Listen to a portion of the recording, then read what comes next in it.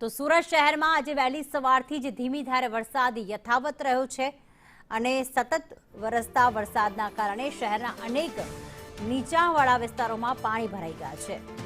પરિસ્થિતિની સમીક્ષા કરવા પાલિકા કમિશનરે જાતે જ મેદાનમાં ઉતરી અસરગ્રસ્ત વિસ્તારોની મુલાકાત લીધી હતી। કમિશનરે ઉધના નવસારી રોડ, ભેદવાડ ખાડી, વેસુ શ્યામ મંદિર અને 64 જોગણી રોડ પર સ્થળ તપાસ કરી અધિકારીઓને પાણીના ઝડપી નિકાલ માટે સૂચનાઓ આપી હતી।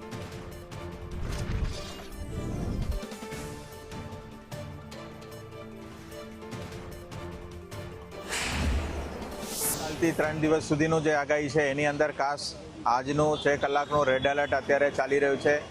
એને આપણે જોઈ શકીએ કે દરેક શહેરના તમામ વિસ્તારોમાં વરસાદ પડી રહ્યો છે અને ઉપરીવાસમાં પણ જે વરસાદ અત્યારે પડી રહ્યો છે પલસાણા અને ગ્રામ્ય વિસ્તારમાં, તો કલેક્ટર ઓફિસના સંકલનથી એનું મોનિટરિંગ કરવામાં આવી રહ્યું છે અને ખાડીના લેવલનું પણ મોનિટરિંગ કરવામાં આવી રહ્યું છે।